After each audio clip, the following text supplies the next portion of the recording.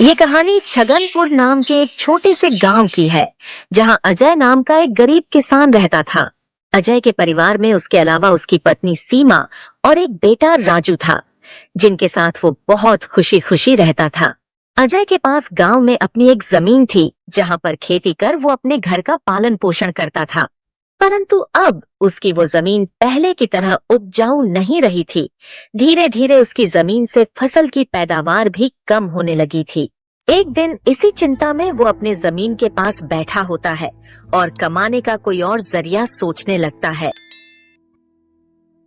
दिन प्रतिदिन मेरे इस जमीन से उगने वाली फसल कम होते जा रही है। लगता है मुझे अब कोई दूसरी जमीन लेकर काम करना होगा, या तो कोई और जरिया ढूंढना होगा कमाने का। पर अब मैं इस जमीन के भरोसे नहीं रह सकता हूँ। चलो एक बार चल के सीमा से राय लेकर देखता हूँ वो क्या कहती है इस बारे में। अजय तुरंत खेत से अपने घर की तरफ चल पड़ता है। घर पहुंचकर वो सबसे पहले अपनी पत्नी सीमा को आवाज लगाता है। सीमा जरा यहाँ आना, तो तुमसे एक जरूरी बात करनी है।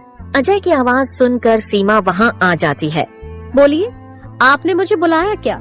हाँ सीमा, मुझे तुमसे एक जरूरी विषय पर बात करनी है और तुम्हारी राय जाननी है। हाँ बोलिए, क्या बात है? सीमा, तुम तो जानती हो हमारी जमीन अब पहले की तरह इतनी उपजाऊ नहीं रही है, और अगर मैं ज्यादा खाद वगैरह डालने की कोशिश करूंगा तो कहीं उसकी मिट्टी और खराब ना हो जाए। इसलिए सोच रहा हूँ कि कुछ समय के लिए उस जमीन पर खेती करना छोड़ दूं। हर साल थोड़ी थोड़ी खाद उसमें डालता रहूंगा, जिससे कुछ सालों बाद वो पहले की तरह उपजाऊ हो जाएगी। फिर उसमें खेती करना शुरू कर दूंगा। हाँ, ये ठीक रहेगा। इससे आपकी जमीन भी सही रहेगी और उसमें उगने वाली फसल भी। हाँ, पर तब तक मैं क्या करूं?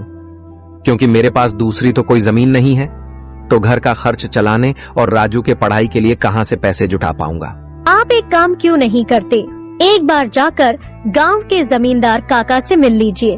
वो तो बहुत अच्छे और नेक दिल है, वो आपकी जरूर कोई मदद करेंगे। हाँ सीमा, ये ठीक रहेगा, क्योंकि काका अगर कोई नया काम भी करने बोलेंगे तो वो उसमें भी मेरी मदद कर देंगे। ठीक है सीमा, तो मैं कल सुबह सुबह ही काका से मिलने उनके घर चला जाऊंगा।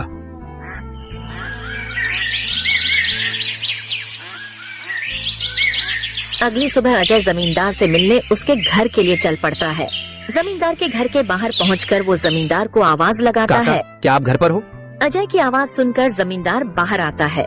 अरे आओ अजय बेटा, बोलो क्या हुआ, कुछ काम था क्या? हाँ काका, आपकी एक मदद चाहिए थी। हाँ बोलो ना बेटा, मैं किस प्रकार तुम्हारी मदद कर सकता हूँ? अजय फटाफट से जमींदार को अपने खेत की हालत बता देता है। तो इसमें परेशान क्या होना बेटा? काका, मेरे पास एक ही जमीन है जिस पर खेती कर मैं अपने घर का खर्च चलाता हूँ, और मैंने आज तक खेती के अलावा कोई दूसरा काम भी कभी किया नहीं। तो अब यही नहीं समझ रहा है मैं क्या करूँ। बेटा, खेती के अलावा दूसरा काम क्यों करना? तुम एक काम करो, मेरे पास गांव के बाहर एक जमीन है, तुम उस पर खेती करो। काका, पर इससे तो आपका नुकसान हो जाएगा। नहीं बेटा, कोई नुकसान नहीं होगा। इसी बहाने तुम मेरी जमीन की देख रेख भी करोगे, क्योंकि अब तो मेरी उम्र भी हो गई है और मेरा बेटा भी शहर में रहता है, तो इससे तुम्हारा भी भला हो जाएगा और मेरी भी थोड़ी जिम्मेदारी कम रहेगी।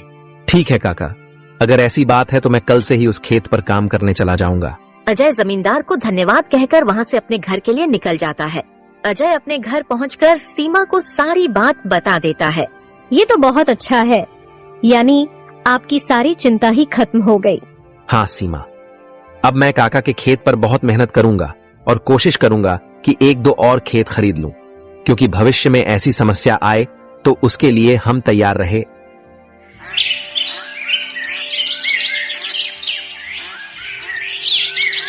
अगली सुबह अजय जमींदार के खेत पर काम करने निकलने वाला होता है तो सोचता है, काका की जमीन गांव के बाहर है, तो शायद शाम को आते आते देर हो जाए, इसलिए सीमा को बोलकर जाता हूँ। सीमा, जरा यहाँ आना तो। अजय को बुलाता सुन सीमा वहाँ आती है। बोलिए, आपने बुलाया मुझे?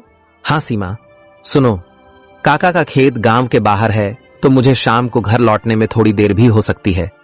तो अगर मुझे देर हो जाए तो तुम और राजू खाना खाकर सो जाना। ठीक है, पर अपना ध्यान रखना, और हाँ, 1 मिनट रुकना, मैं आपके खाने का डिब्बा लेकर आती हूँ, वो लेकर ही जाना। फिर क्या था, अजय अपना खाने का डिब्बा लेकर गांव के बाहर वाली जमीन पर काम करने चल पड़ता है। चलते चलते कुछ समय बाद वो गांव के बाहर वाली जमीन पर पहुंच जाता है। चलो अब पहुंच गया हूँ तो फटाफट से खेत पर काम करना शुरू कर देता हूँ। अजय अपनी कुदाल उठाकर खेत पर काम करना शुरू कर देता है। अजय को अभी काम करते कुछ समय हुआ ही था कि तभी पीछे से एक सांप आकर उसे काट लेता है। सांप के काटने के कुछ समय में ही अजय चक्कर खाकर वहीं गिर जाता है। यहाँ अजय सांप के काटने से बेहोश हो चुका था, पर गांव के बाहर होने के कारण उसकी खबर अब तक उसके घर वालों को नहीं चलती है। सुबह की अब रात हो जाती है और सीमा अजय का इंतजार कर रही होती है। माँ को इतने परेशान देख राजू पूछता है, क्या हुआ माँ, पिताजी अब तक क्यों नहीं आए? बेटा, तुम्हारे पिताजी आज काम करने जमींदार काका के गांव के बाहर वाली जमीन पर गए हैं और उन्होंने मुझे बोला भी था कि उन्हें आते आते देर हो जाएगी, पर अब कुछ ज्यादा ही समय हो गया है। माँ, आप क्यों फिक्र कर रही हो? पिताजी ने जब बोला था कि उन्हें आने में देर होगी तो कुछ सोच समझ कर कहा होगा। एक काम कीजिए, आप जाकर सो जाइए। राजू की बात सुनकर सीमा अपने कमरे में सोने के लिए चली जाती है। अगली सुबह भी जब सीमा देखती है कि अजय अब तक घर नहीं आया है, तो परेशान होकर वो सीधा जमींदार से मिलने उसके घर की ओर चली जाती है। सीमा जमींदार के घर पहुंचकर उनसे अजय के बारे में पूछने लगती है। नमस्ते जमींदार काका। नमस्ते बेटी, बताओ कैसे आना हुआ? काका, अजय कल आपके गांव के बाहर वाले खेत में काम करने गए थे, पर अब तक घर नहीं आए हैं। क्या कहा बेटी?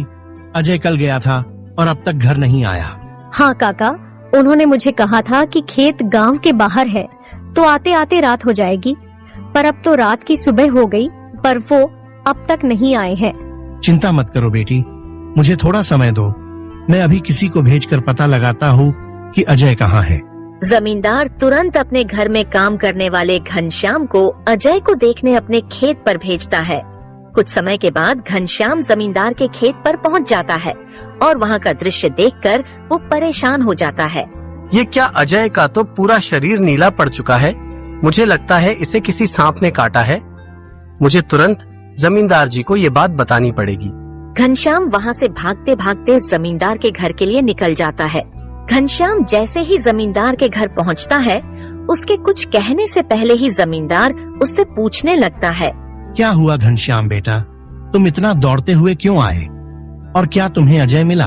घनश्याम जमींदार को सारी बात बता देता है जो उसने खेत में देखी थी। घनश्याम जब जमींदार को सारी बात बता रहा होता है, तभी वहाँ पास में खड़ी सीमा भी सारी बात सुन लेती है और रोने लगती है। घनश्याम, तुम सबसे पहले वैद्य जी को लेकर वहाँ पहुँचो, मैं सीमा बेटी को लेकर वहाँ आता हूँ। घनश्याम को वैद्य जी के पास भेजने के बाद जमींदार सीमा को समझाने लगता है। सीमा बेटी, पहले तो तुम रोना बंद करो और जल्दी से मेरे साथ चलो, क्योंकि तुम्हारे रोने से अजय ठीक नहीं होगा। फिर क्या था, जमींदार सीमा को लेकर अजय को देखने उसके खेत के तरफ निकल जाता है और घनश्याम वैद्य जी को लेने दूसरी तरफ निकल जाता है। जमींदार और सीमा जब वहाँ पहुँचे तो उन्होंने देखा अजय बेहोश हालात में खेत में गिरा था और उसका पूरा शरीर नीला पड़ चुका था। सीमा अजय के पास बैठकर रोने लगती है। तभी वहाँ वैद्य जी आ जाते हैं। वैद्य जी के आते ही सीमा वहाँ से हट जाती है और वैद्य जी अजय की हालत का जायजा लेने लगते हैं।